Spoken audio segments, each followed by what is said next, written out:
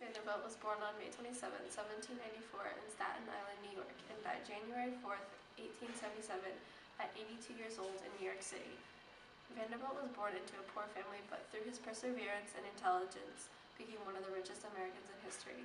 After dropping out of school at age 11 to begin working on his father's ferry, when he was 16 years old, he decided to begin his own ferry service. He launched his business by ferrying freight and passengers between Staten Island and Manhattan, and at 19 he married his first cousin, Sophia Johnson, and they were parents of 13 children, including Billy Vanderbilt, his oldest son, who took over for him after his death. Andrew Carnegie was born November 25th, 1835, and passed on August 11th, 1919. And he was born in Fife, Scotland, to a poor family. His family struggled a lot in Scotland, but in 1848, the Carnegie family moved to Pennsylvania. He moved into an area that was fairly industrialized, and he got his first job in a thread factory at the age of 13, where he worked 12 hours a day for 6 days a week for only 20 cents every day. Vanderbilt's hard work earned him a job offer from a ferry entrepreneur named Thomas Gibbons, who asked him to captain his steamboat between New Jersey and New York, and eventually his business manager. It was through this job that Vanderbilt found his way through the business world. Meanwhile, his steamboat business continued to grow. Vanderbilt also took an interest in several railroads during the 1850s, specifically in the Harlem, with the intent to make it valuable. Vanderbilt became a captain of industry thanks to his hard work and his ability to quickly pick up the skills and ruthlessness required in order to become successful.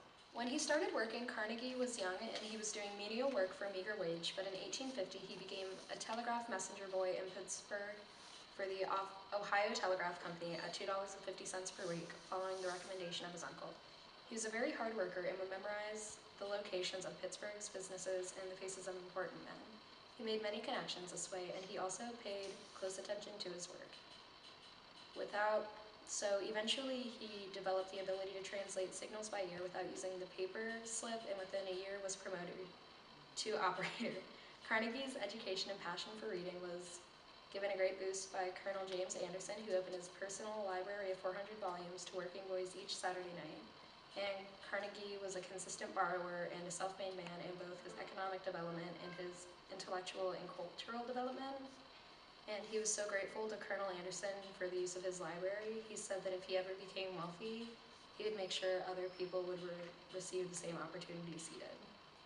Following his wife's death in 1868, Vanderbilt moved to Canada, where he married another cousin named Frank Armstrong Crawford, who was also 45 years younger than him. Her cousin's husband, Holland Nimmons McTire, convinced Vanderbilt to endow what would become Vanderbilt University. He contributed $1 million and bought a church, as well as donating to churches around New York, including a gift to the Moravian Church on Staten Island for a cemetery in which he would be buried. In 1853, Thomas A. Scott of the Pennsylvania Railroad Company employed Carnegie as a secretary and telegraph operator. And Carnegie accepted this job with the railroad as he saw more prospects for career growth and experience with the railroad than with the telegraph company.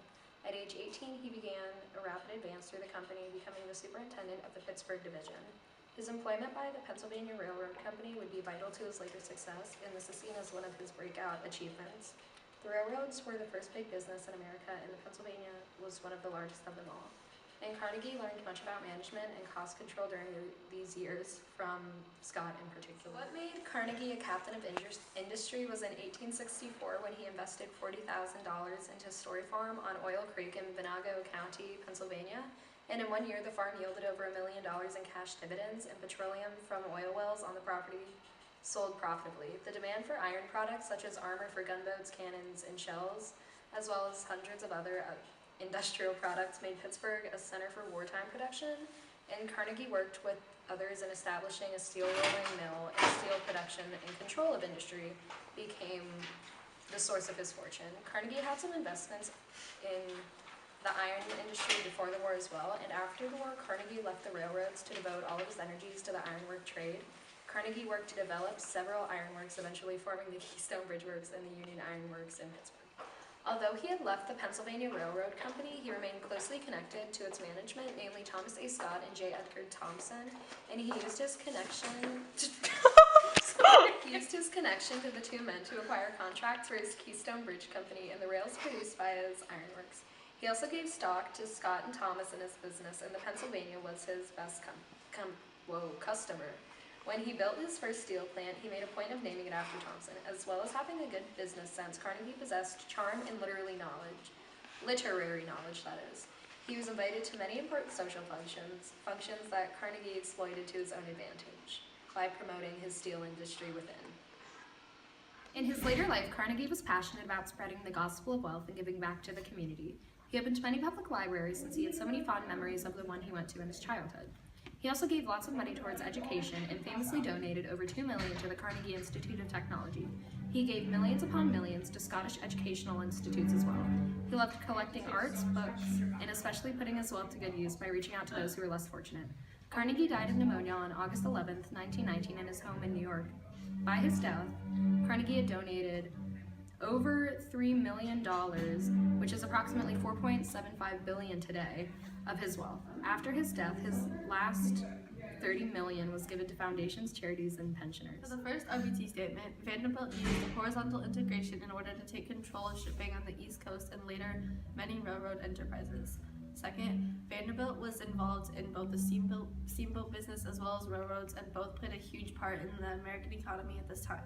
Steamboats made transportation of goods easier and more efficient, and similarly, railroads made travel easier while also expanding the business through expanding markets, and as well as cheaper distribution. Third, Cornelius Vanderbilt managed to lower prices and improve quality first on the steamboats and eventually the railroads. His empire also employed more people than any other business in the United States. And my first RBT statement is Carnegie created a vertical combination, an idea implemented by Gustav Swift. He bought railroad companies and iron mines, and if he owned rails and the mines, he could reduce his costs and produce cheaper steel.